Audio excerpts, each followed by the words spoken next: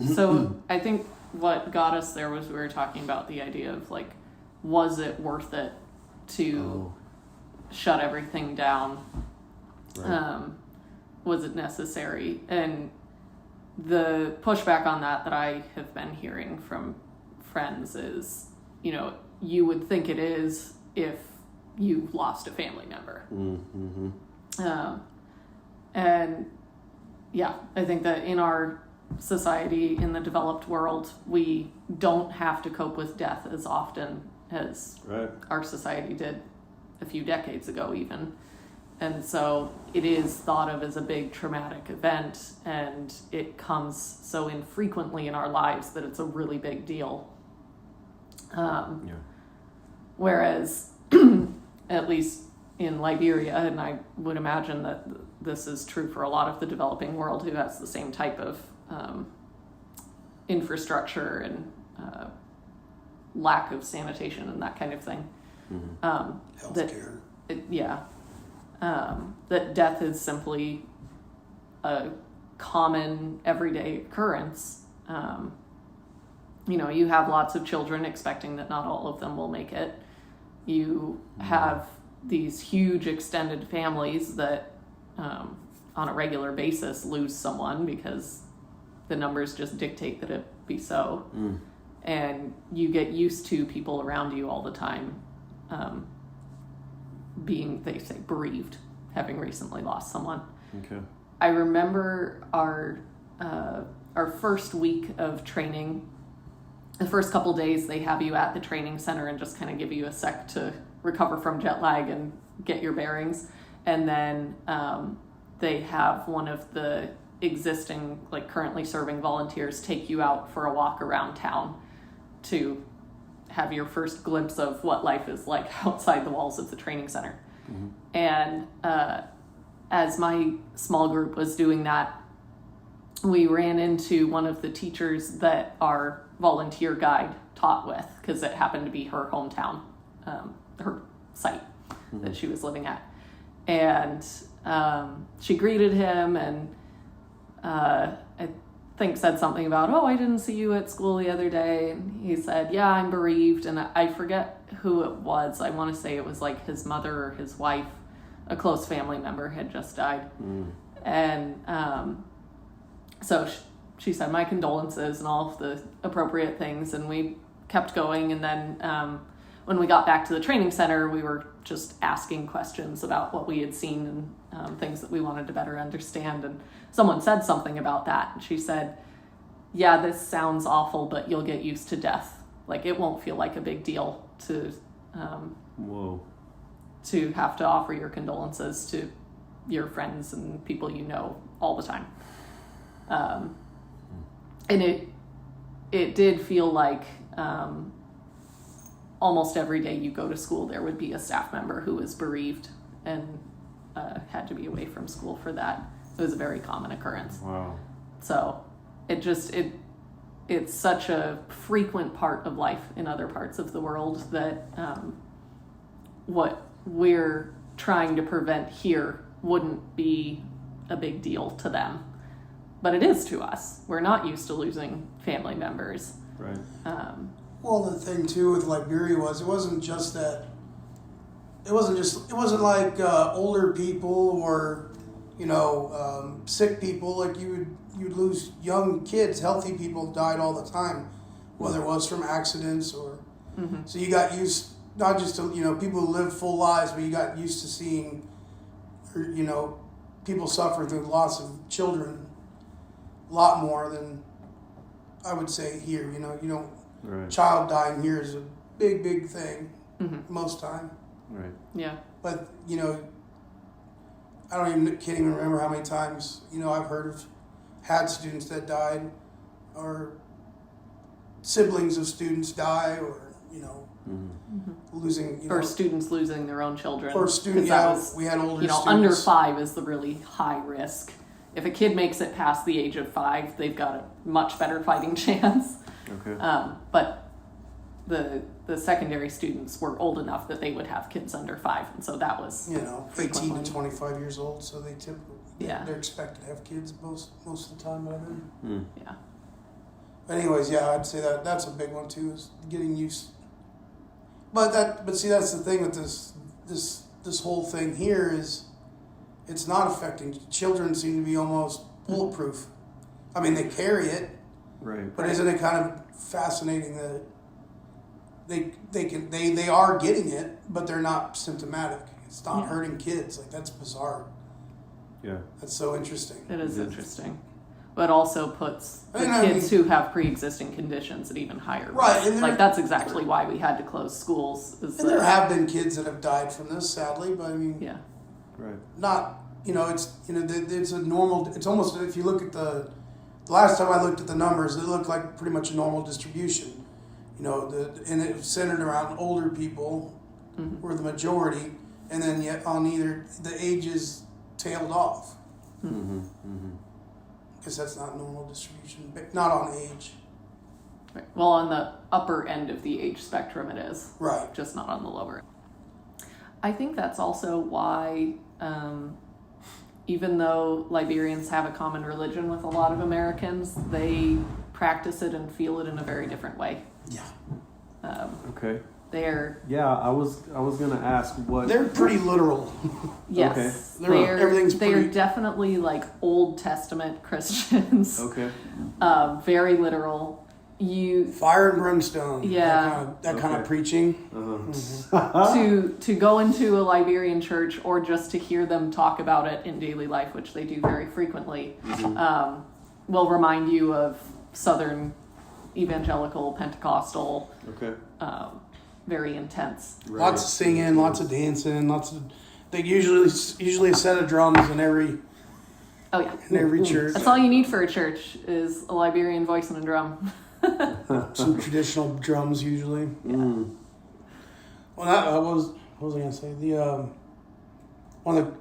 That was an eye opener too, with how much their faith is what gets them through a life that is as hard as it is over there. Right. And basically, a lot of the preachers are not really preachers. What would you call them? Sometimes they say Reverend. preacher, pastor, reverend. Minister.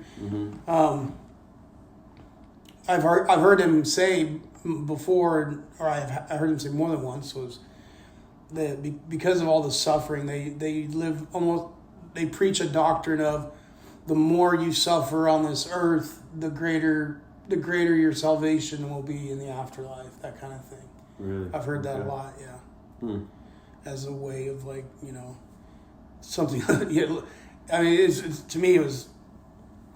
Morbid's not the right word, but almost saddening, but more like kind of a visceral reaction to it, because it's, you're almost telling people the only thing they have to look forward to in life is death.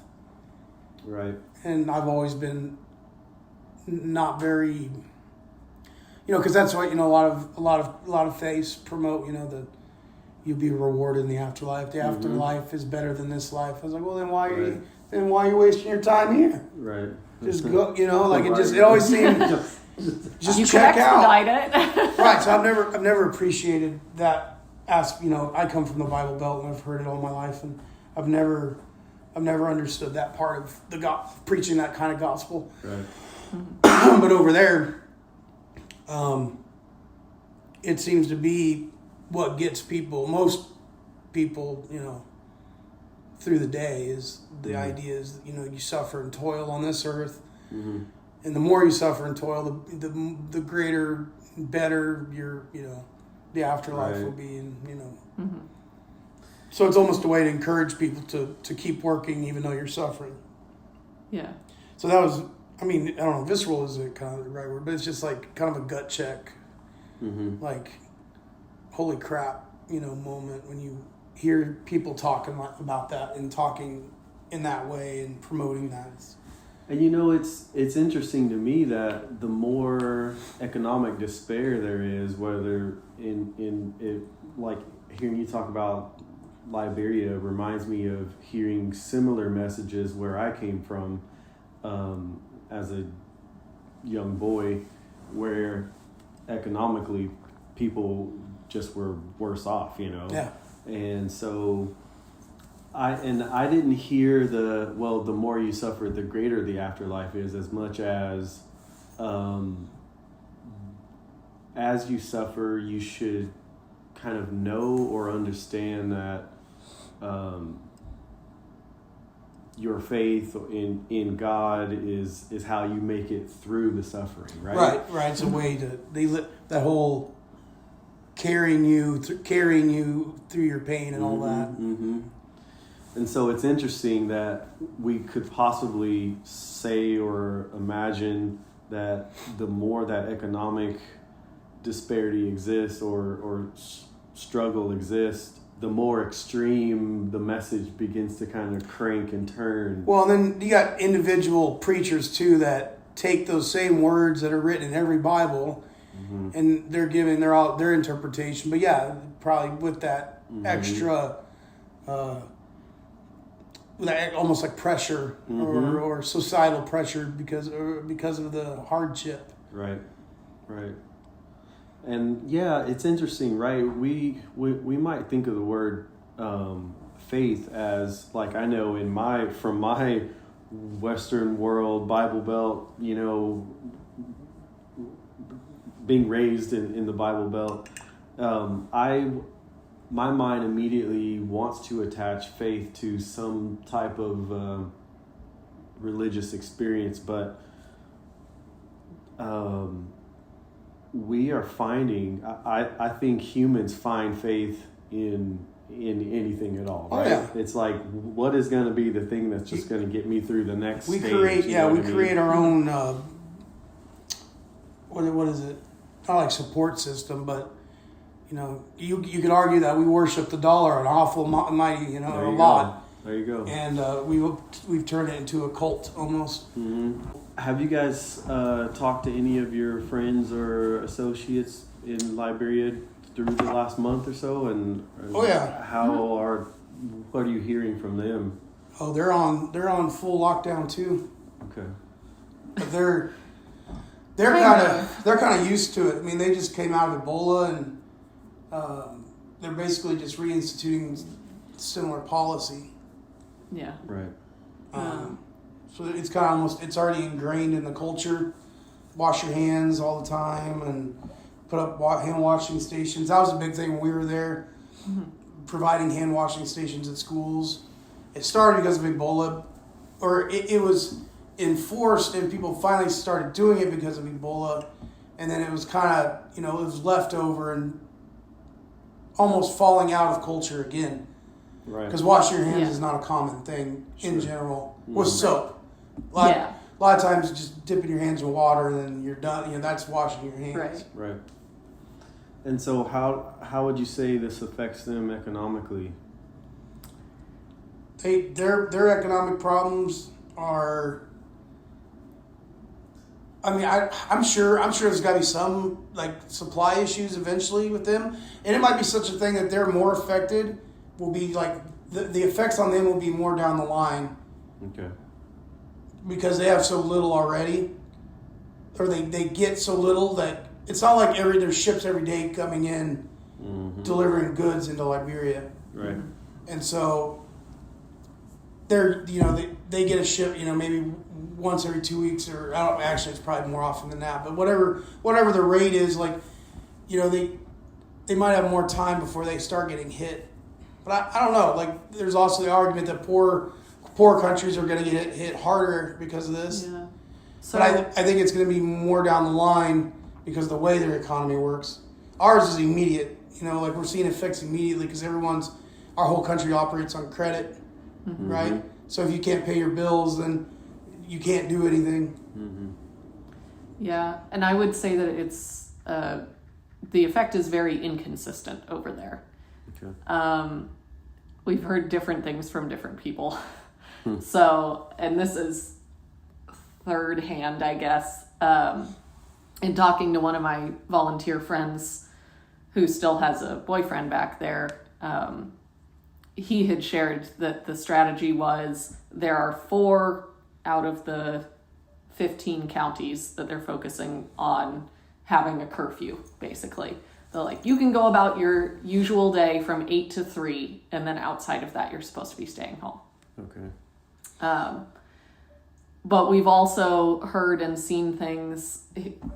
Josh's students have shared videos on Facebook of like police going into a market and just throwing everything on the ground and insisting that the market shut down and everyone go home. Oh yeah, there's a lot of videos I've seen. They just trash the market. They just cops will come through and beat whoever's in the way with batons, and then. Sorry, I was trying to call him. He just called me yesterday. Yeah. So it really depends on where you are in the country and whether the police decide to do something that day. Which is, it's just like daily life there all the time. Things are randomly enforced or not. And, you know, every now and then someone higher up gets some pushback or pressure on something that the outside world feels they should be doing, and say, you know, if you're expecting to get aid from us, you should be doing better at enforcing this. And so then all of a sudden for a week, that one thing is getting enforced. Right. So yeah, life over there is completely random. And I would say that the effect of the virus so far has been the same. They're supposed to be getting, it's either through the IMF or what's the Africa one? The African... What's IMF? The Union? International Monetary Fund. Okay. Are you referring to the African Union? Is it the African Union? They get a lot of funds from. Is it African Union they get? I'm not sure. I don't know. They're getting like something like $20 or $40 million in aid, and you know that money's just they're so damn corrupt. I was gonna the say, government where's is so this money corrupt. coming from, and who's actually getting They're it? going to use that money to. What I heard, they're going to use it to subsidize the rice and cut the rice in half, the price of rice in half. Okay. That's how they view everything through freaking rice.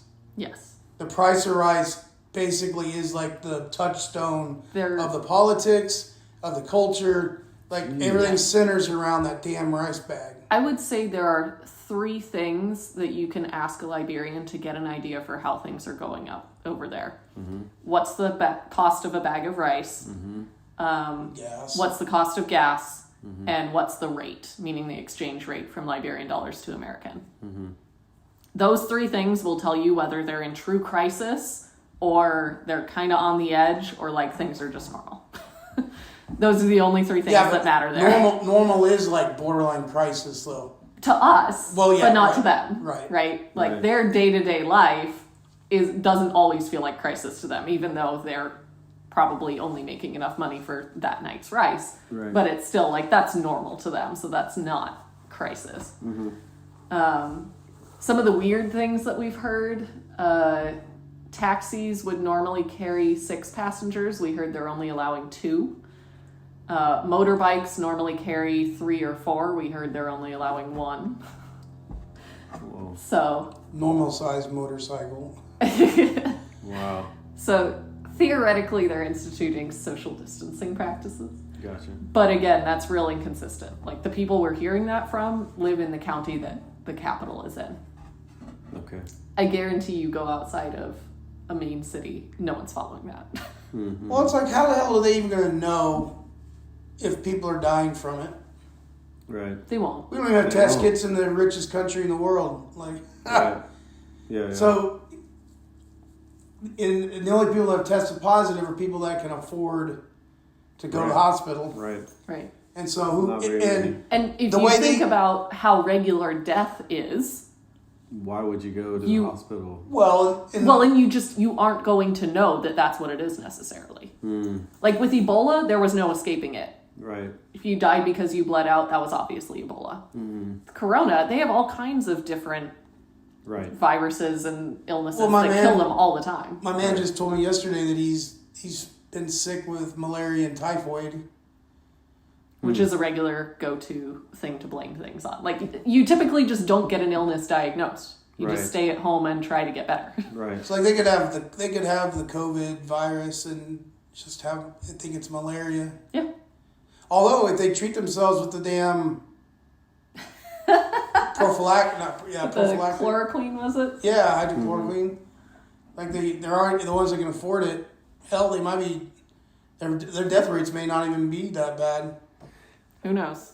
And if the stats for like malaria are what I think they are, Kills more people than anything else in the world. It kills a lot more people than what we're seeing with Yearly. Corona. So what we're talking about in Liberia, statistically, it seems like they have less to worry about. Well, they might be accidentally treating with Corona. Yeah, they might accidentally be treating the COVID virus, if they get it, with what they would normally be treating themselves for malaria. Right. Because it's an anti-malaria drug that they're promoting as the maybe cure. Although, didn't they say that they're using it in conjunction with an antibiotic? Yeah, but who knows? Like, the antibiotic is your body gets, your immune system gets compromised and you get something else. Right. Mm-hmm. That still doesn't it's never made any sense to me why an antibiotic why use it would in conjunction with an antiviral. Right. Like, if it's a My virus. best guess is that it's a preventative measure. Anywho. Yeah, so things are weird over there, but it doesn't seem like it's not too bad because he's actually he's like, we're praying for you people. Like they're concerned about us. Liberians are concerned for us. Okay. Which is a good point because we're kind of the cash cow of the world. we kind of give away a lot of money to everybody. But also, they definitely think that the virus is a real threat to our personal lives, not so much for them personally. As a country. So the feeling that I got when they were expressing their concern was they see this as like our Ebola. Like, the U.S. doesn't normally have an outbreak of a large disease that's killing thousands of people, right? That shuts us down. And it's never happened before. And their perspective on the world and experiences is mostly based on their own, what they've seen within Liberia because they haven't been able to travel broadly, etc. And so all they can do is find the thing in their own experience that is most similar to this and relate it to that, right? So the thing in their recent personal experience that's most similar to this is their experience with Ebola as a country. And, the idea that we have to quarantine and we're doing hand washing and all of that stuff. Like, there's a lot of similarities in their mind. So I think that they are honestly concerned for our health and safety is the way it came across to me, because that's how they are able to relate to what's going on for us. They've never seen a time before where the U.S. was experiencing something like this. Right. Well, there might be a little bit too, like if it's affecting us like this, like it's obviously bad, right? I think that there's a lot of that too. If we're so big and powerful, like if it can bring us down, like no one else, it's going to bring down everybody. I think there's a lot of the fear too. I mean, we evacuated, like there's no. Most of our personnel, USAID, a lot of NGOs, a lot of people that are from America evacuated and went back. From well, not just Liberia, but all over. But there was definitely a lot of confusion there. What we've heard from evacuated volunteers is that their communities, their families, their friends at site did not understand why the U.S. would be taking them from a place where they were safe and there was no cases and putting them in the middle of an outbreak. Like, they thought that Peace Corps was doing what was counterintuitive to protect those volunteers. Yeah. So that's how they're viewing the U.S. right now, is that this is dangerous, that we have the largest outbreak in the world, and this is not a safe place to be sending people. Right. Which, I mean, well, the theory was that it was going to spread everywhere badly, and so if you get sick in the middle of the bush, like you're not gonna get help, or even in the hospitals in the city. Right. Yeah. I mean, I think there's not much there for healthcare. So the idea was like, if you get it there, we can't do anything for you. Right. If you get it here, like your chances of survival are way higher. Okay. That was most of the. I also don't think that it was specific to the virus at all. It was a reaction to the world's reaction, because the Peace Corps only puts you in a place where they feel they can quickly and safely evacuate you if you have a health condition. Okay. So, like, being in Liberia, the health infrastructure there is even worse than a lot of other countries where Peace Corps serves. And so there are a lot of people who would be able to serve in other countries who would not pass the requirements to be able to serve in Liberia. Right. Liberia is was it one of, or if not the hardest place to serve? That's what we've while, heard a lot. While we were there, they There's were ranked. It was ranked the most difficult place to serve because of lack of roads, lack of infrastructure, lack of health care, food availability, all the transportation ability. Like it was ranked. I'm pretty sure it was ranked the hardest place to serve. Okay. So Peace Corps will only allow you to continue living in that situation if they feel that were you to have a medical emergency, they could get you out and get you to the care that you need. And sometimes that means it's something that can be handled in the capital. Sometimes that means they medevac you to another country on the same continent. For us, it was Morocco, typically, that volunteers would be sent to. Okay. They had a regional health center that could offer better quality services than we had in country. And sometimes it meant being medevaced back to the United States. So I think Peace Corps' response wasn't necessarily because they feared a volunteer getting COVID at site. It was because any other health problems that came up, with everyone shutting their borders and flights being canceled, they could no longer medevac you. Okay. And so that's why they made the urgent call, was that they saw in the next 72 hours, we're going to lose all of this ability. We have to get them out before that has And it happens. did too. They stopped flying into Liberia like within days. Yeah. There were Shut it down. there were groups of volunteers coming from countries in Africa who were stuck bouncing from place to place for a week, waiting for flights to be able to get out, because they would get to one spot and then things would get canceled and they'd get moved somewhere else. So I do feel that they made the right call. Considering that we had more volunteers who went home early because of medical than anything else. And it was just random, weird things. Perhaps pre-existing conditions that you would never have known about had you not chosen to live in a very different environment under You put different stress conditions. on your body, all the things that... Yeah. Stress is a major factor Yeah. in the Well, whole and- idea. Yeah.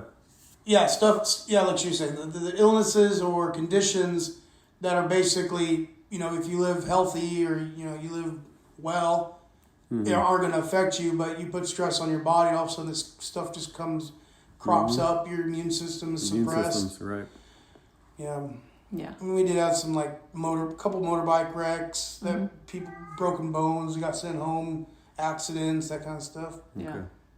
And just freak accidents. Like, we had one who went to the beach because there was a beach at her site and was having fun with friends and splashing in the ocean, and a wave came up and hit her in the face, and something went in her eye and just tore the heck out of the inner workings of her eye. And so they sent her first to Morocco and then back to the US.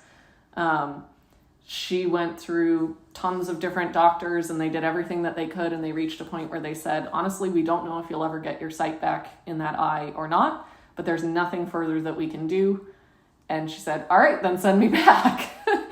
If there's nothing else that you can do for me here, there's no reason for me to stay here. She was blinded in that eye, right? She can't see out of it. I think she might have like 10% or something, but yeah. Like permanent. She's blind. Permanently will never get her sight back fully in that eye. So just random stuff like that happens. Yeah. And, Peace Corps has this liability that they need to be able to send you for treatment if something like that happens. Makes sense. So, that makes sense.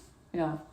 So, let's talk about stress in times like these, fear, especially, because it seems like what I'm hearing is that the people of Liberia are probably, they are less concerned about the virus and how it affects their way of life, because their way of life has already kind of been along these lines anyway for a very, very long time. And they're like, rock. They're like born into this way of life where you never know what tomorrow's going to be, food on the table or not, sickness or not, death or not. I guess a lot of people here, because we're not accustomed to that way of living, are very stressed, are very concerned. The way we live our lives economically essentially living on credit all the time is a way of life for most of us, which in some ways doesn't put us in a better position at all than the people who have stress. Nothing, right? Like they have nothing. And so in a way, maybe day by day, their life itself is the credit line that they have because that's all they have, right? Yeah. But here, our way of living, how we expect to maintain our abundance, I guess I would say, is totally attached to the amount of funds we can bring in. And because that's such a paycheck to paycheck situation for most of us, or close to it, our stress is immediately tied to just knowing that, man, like I may not have a job in a week, or I haven't had a job in a month now, and whatnot, and how that may affect our viewpoint of the virus more than anything else. Even when the stats are now saying, okay, we thought up to 200,000 people could die in a certain amount of time. Now that number is way reduced, but that hasn't necessarily relaxed our stress or fear about the situation. Mm-hmm. Well, I think a lot of it is, living with the idea that you have no control. Yeah. Is pretty big, right? Like when we were over there, like we've talked a lot about, like, this feels like a lot of the conditions we were experiencing in Liberia. Like we were on lockdown multiple times over there, where you couldn't leave your site. You could still go to school. There were times when there were some places you couldn't even go to school. They didn't even want you leaving your house. And that could happen at any time. And for a lot of people there, like, you don't really have a lot of control over what happens to you in your life. Mm-hmm. And I think that's what we're experiencing now is we're, as a country, we're very independent-minded people, do what we want. Especially the government doesn't tell us what to do. Other people don't tell us what to do. As long as we play by the rules, we're free to do what we want. And now we're being told that's been taken away, that freedom of movement, and freedom of assembly, freedoms that are actually God-given to us, right? Mm-hmm. And all of a sudden we're being told that arbitrarily we're going to take those away from you. I think a lot of people, whether or not they realize that's the reason, I think that's causing a lot of stress too. And for us, I'm starting to get frustrated for different reasons.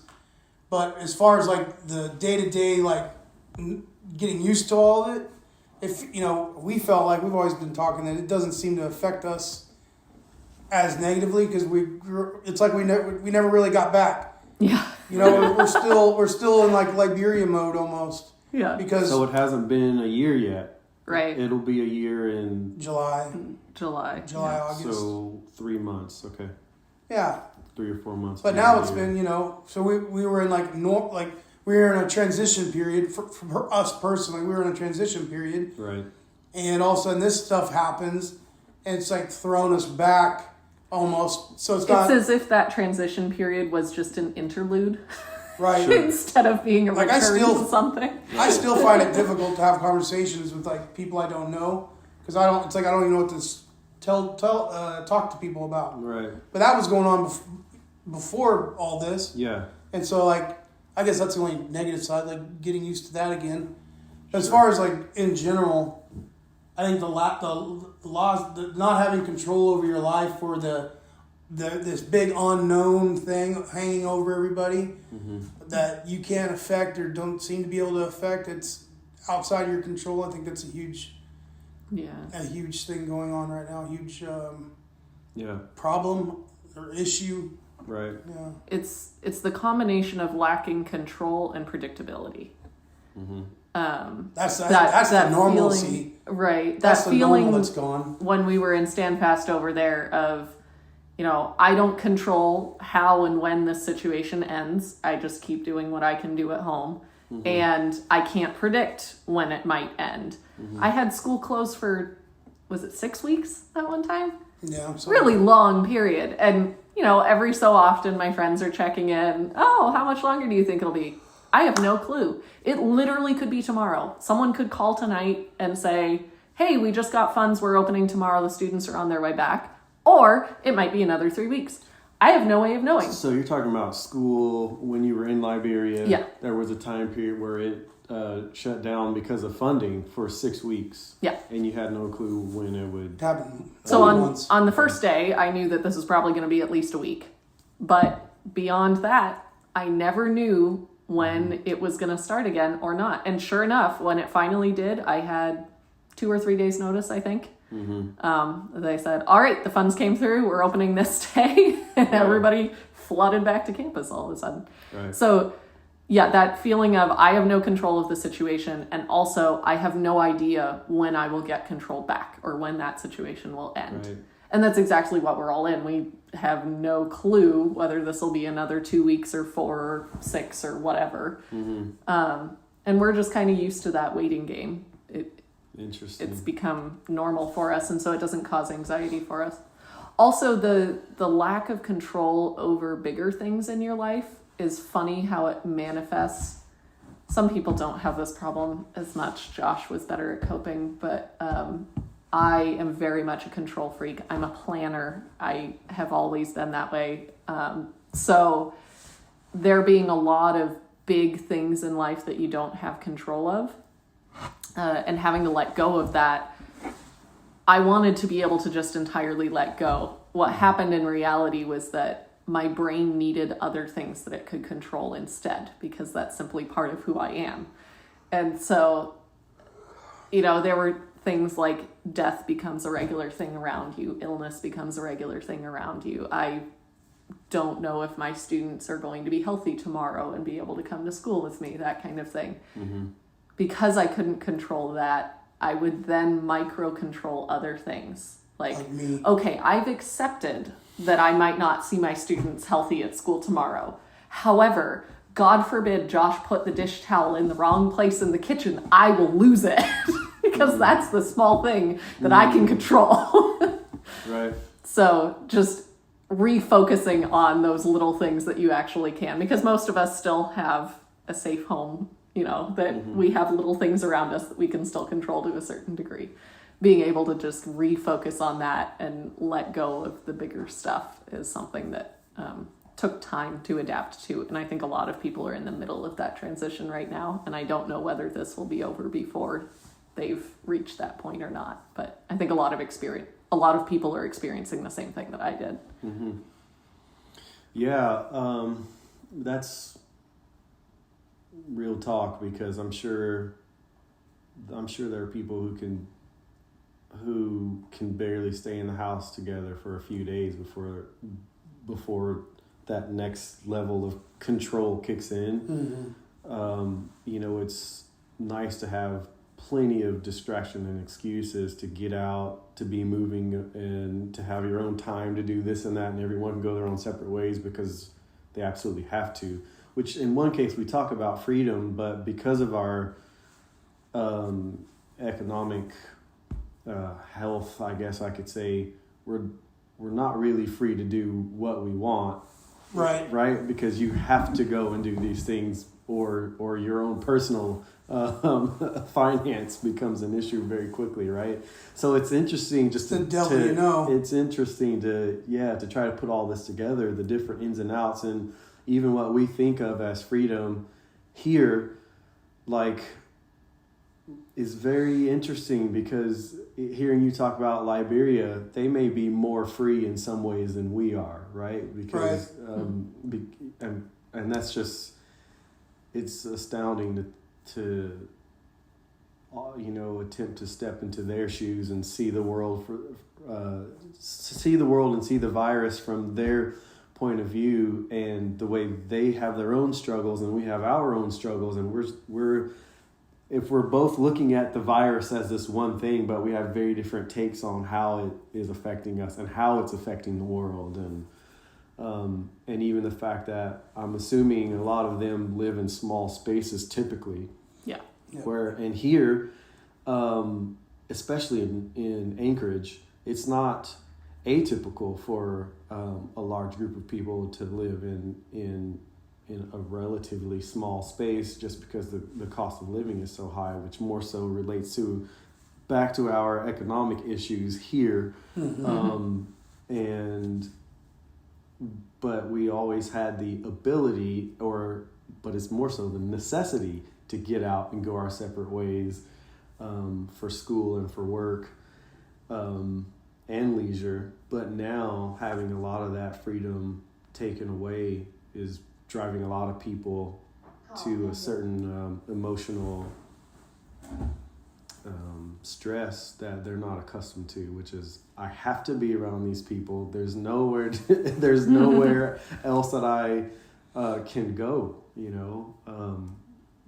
I can only walk around the block so many times in my neighborhood before that's just old. And we're also accustomed to, when we're at home, being inside that space, whereas daily life in Liberia happens outside. Okay. You cook outside. You spend most of your day hanging out outside because the indoor space is so small. Like, you might have a house that's a single room, and so that's the bedroom where the 10 people or whoever sleep, and that's it. So you don't hang out in the house all the time. I see. We're used to, you come home from work or school or whatever, and you relax in your home. And you have space, your own space, so to speak. Yeah. So I think that's a little different too, is that we're used to expecting to be able to, you know, disengage and just chill out in our house. And so that's becoming a stressful environment. Whereas for them, they're not used to spending their time in that confined space anyway. Well, it sounds to me like the common denominator across the world with this is the illusion that, not across the world. It's only illusion for Westerners. Control is an illusion for us. Because as I was saying, like, what we think of as control is really a necessity. Like, we have to go out and do the things we do, or economically we fail. Right. So they're really... I mean, but I agree with that to some degree, but you can choose not to do that, right? So that's the freedom part. You can choose not to...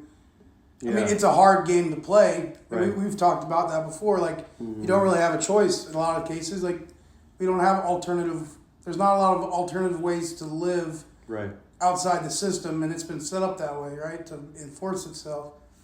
But you still have the freedom to choose. Yeah. And I think when you don't even have that, I mean, illusion or no illusion, like, you take what you can get, and when you take away what little bit you had, I mean, that if they maintain this lockdown, I think people are going to get, you know, like I said, they're already protests just started. They're not going to go away. Right. So for humanity, you know, as at large, it's definitely made me think more about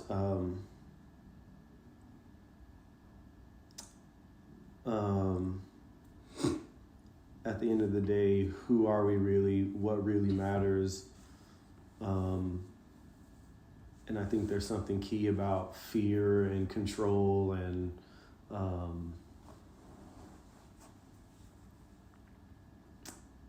emotional intelligence, or just the ability to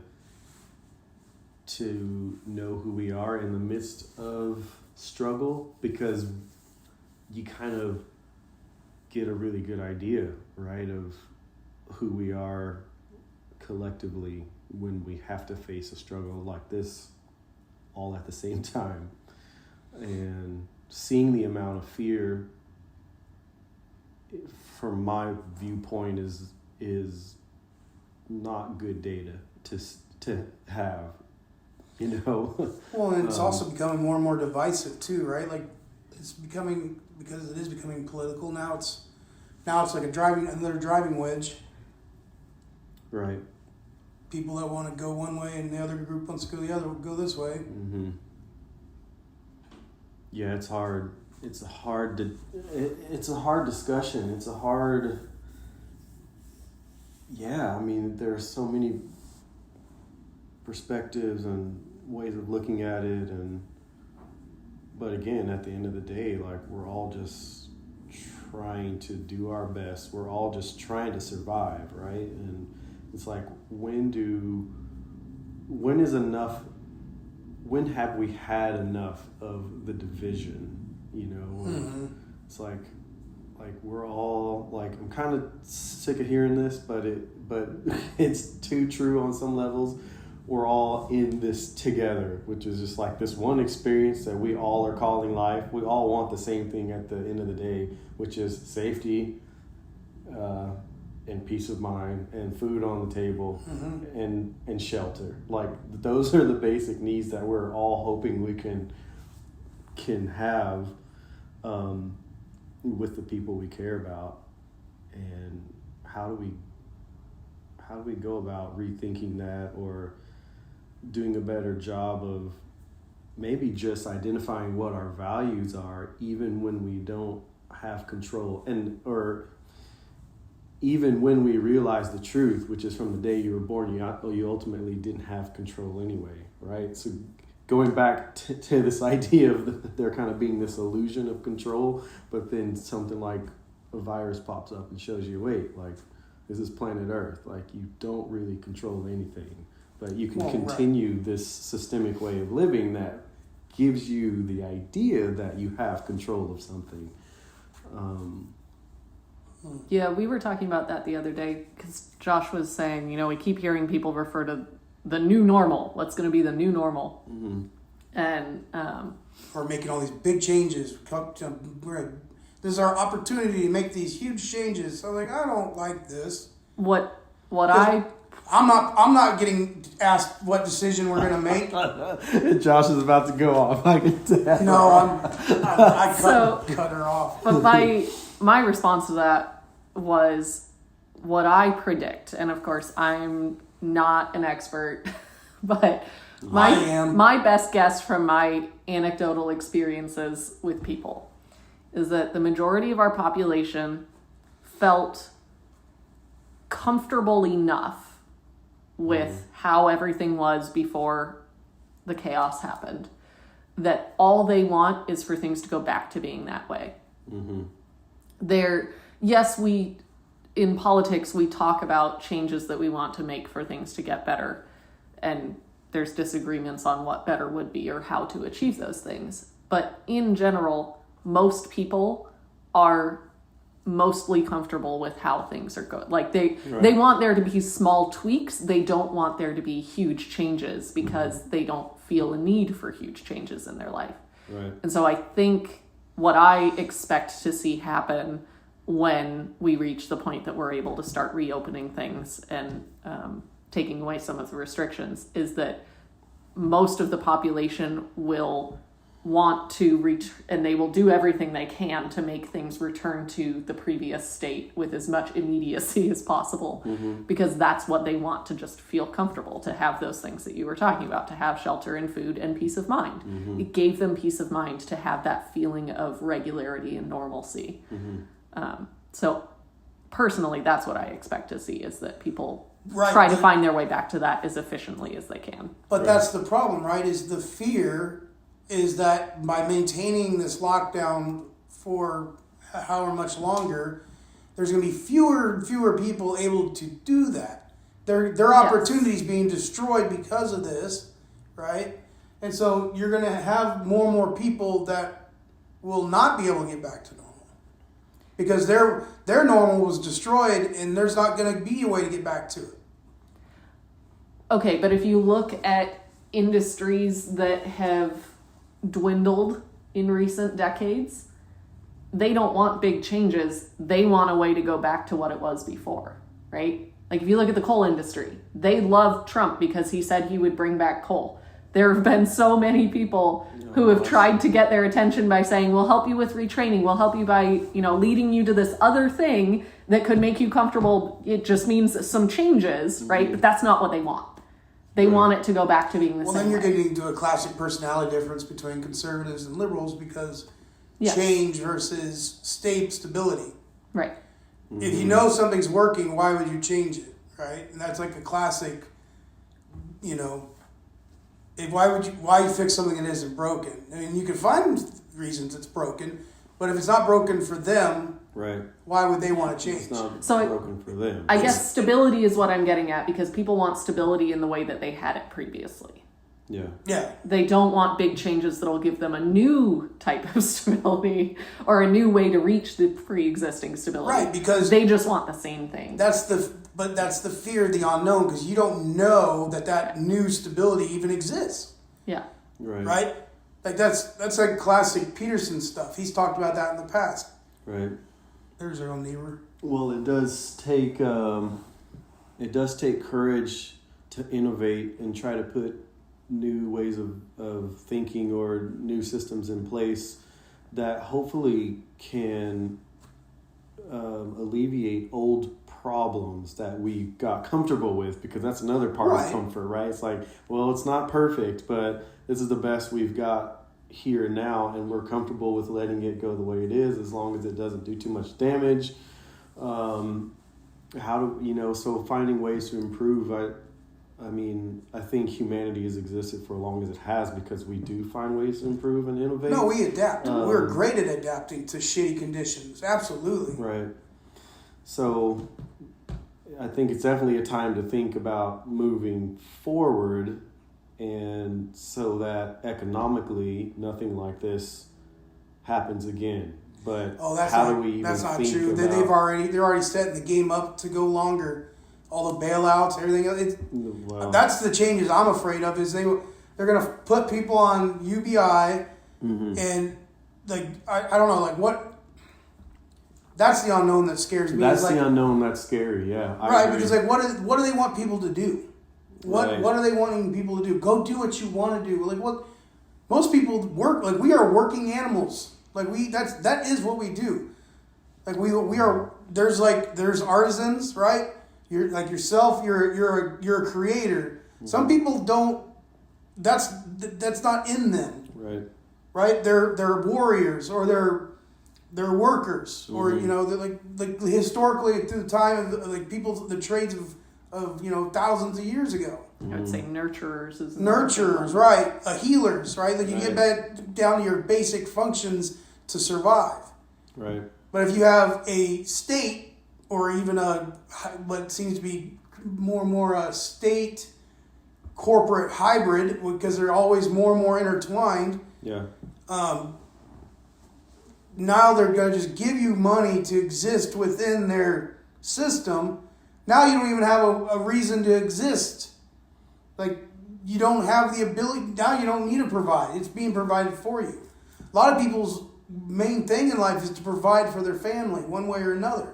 Right. Like, you take that away from people, like, you're messing with psychology at a level that we don't understand.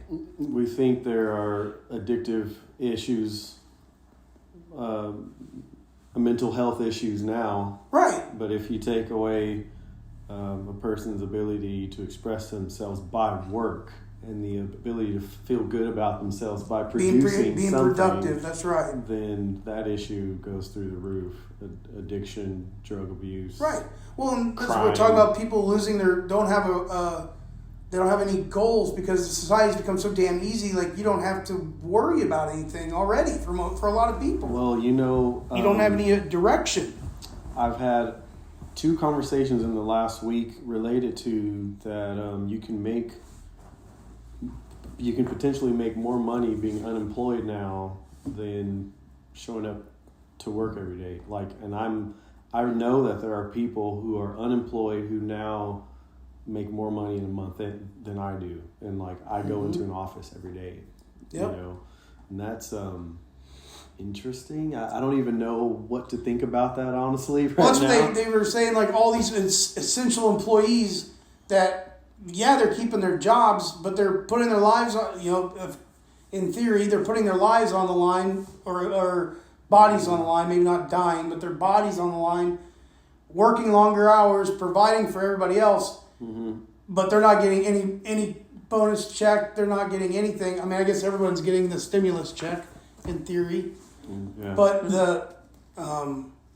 as far as like the unemployment benefits are greater than what they're making, then what's the incentive to work? At what point does all of this hit the fan in the sense that everyone, it's hard to we can't know what's coming next, right? All we can do is kind of read the signs and pay attention and go, wait, what are we as a people thinking? What's the government thinking? Where is this headed?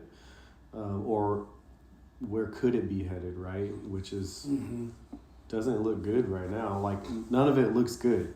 It's like, well, even if things get back to normal, we're already hitting such a rock bottom that there really is no back to. If normal was up here, we're now here. So going back to work, we got to start right here just to try to climb back.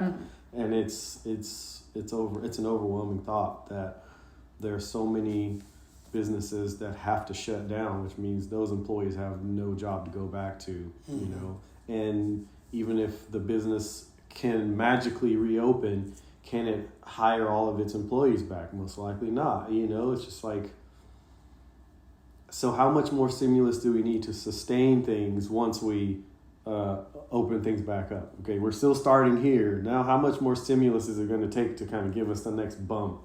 It's not just going to be, okay, let's, you know, like, it's not going to turn around like that, you know? So, yeah, if you don't know how to be self-sufficient, we used to think, here in the West, we think of self-sufficiency as being able to clock in for your 8 hours a day. That's considered right? Self-sufficiency. Because financially it provides you with what you need to be seen as self-sufficient. But true self-sufficiency is being able to provide for your own self. Meaning, where does my food come from? How do I keep my shelter intact or create a shelter for myself? How do I get clean water? Like, this is true self-sufficiency. We have a family friend who has been posting a lot on Facebook lately about now is the time to be planting. Like, for sure. Here's all the information I can give you. There's free, I want to say Alaska Mill and Feed was doing like online classes on, yeah, they were that kind of thing. And, like, here's how you can get seeds even though you can't go to the store right now, kind of thing. Well, maybe you can help me gather some of those links that I can leave for anyone who's interested in knowing some of that stuff. Yeah. Because especially, I mean, it's springtime everywhere now, so it's a good time to...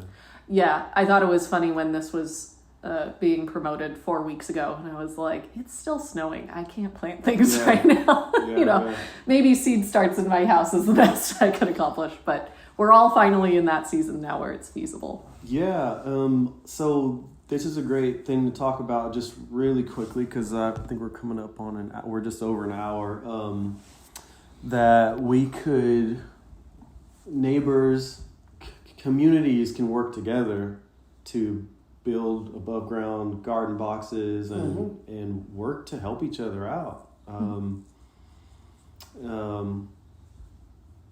So yeah, it's nice that, you know, in Alaska we have a lot of open space to hunt and fish seasonally, so hopefully we'll still be allowed to do that. I guess we'll see how that turns out. Did you hear that they tried that? It only lasted a day because the backlash was so strong. I didn't hear. They were gonna cancel the spring bear hunt. Okay. All bear. Okay. Was it backlash though, huh? Can't remember. It was. Yeah, I can't remember the dates, but yeah, they were going to cancel spring. No spring black bear. Okay.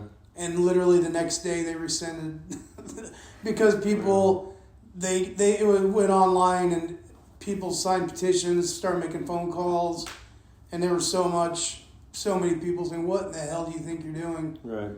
Like people going hunting, like, oh, we don't want more people, you know, driving the roads from, you know, going from one community to another community, you know, to help keep it from spreading.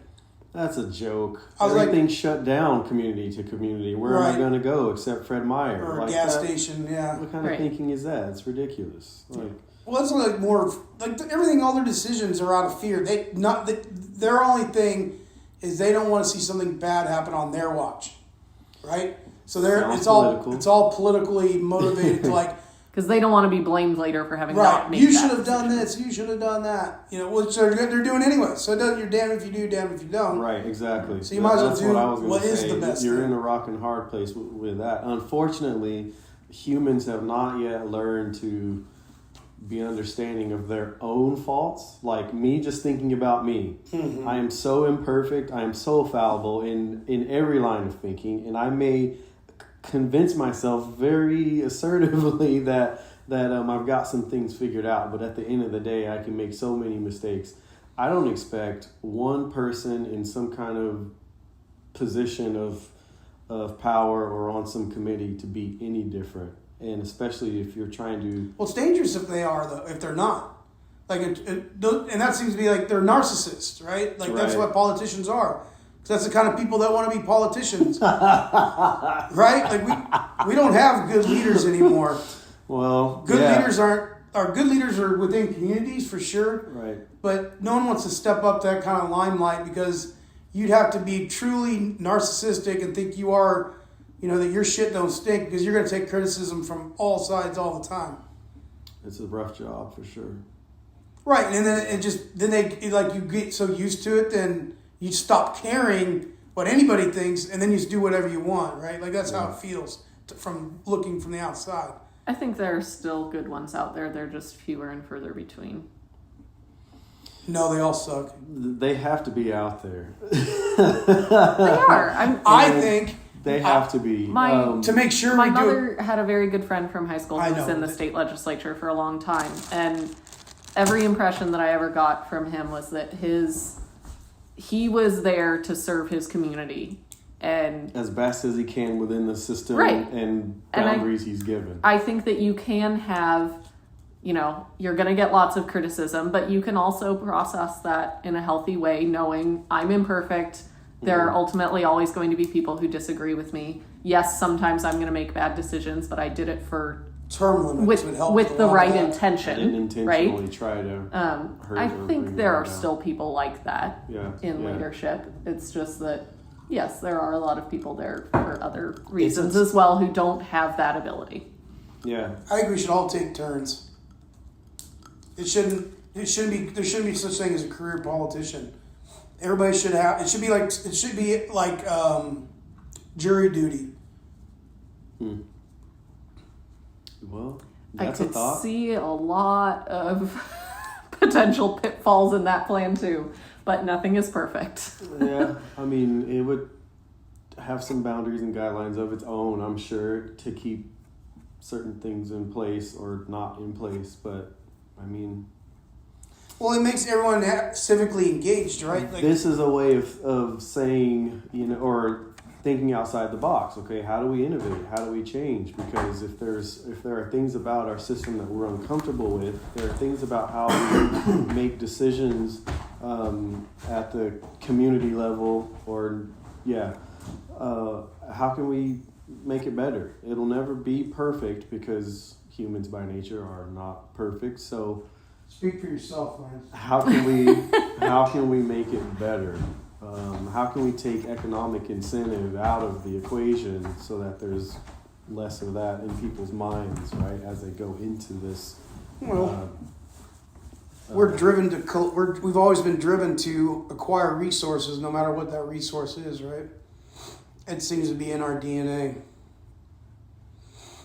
Because that's how we survive so well, is because we're super adaptable and go-getter. What's the word for driven? Yeah, motivated. I get motivated. That's a good word.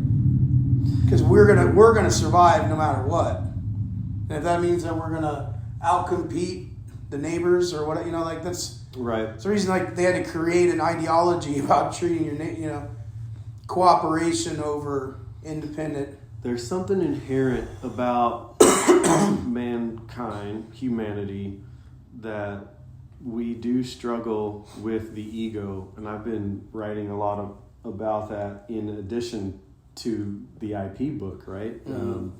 I was like, man, the biggest struggle that we have with identity is our own ego. And that's something that is personal, but it's familial. and it's cultural, and it's national, and then it covers the whole world. Like, and it's a problem because the ego is what drives the ambition for self-preservation above other values, which just should be the goodwill to everyone, you know? Right. Like if self-preservation, if you can translate that to everybody survives, then I survive, right? There you go. If we can begin to think that way about our systems, which is what this whole talk has been about essentially, is how are we thinking as a people? How do we design our society to support the, I guess, most life-promoting ways of living? If we can begin to focus on each other in a more loving way, essentially, then we may begin to make some innovations that can last and not just fall apart so quickly.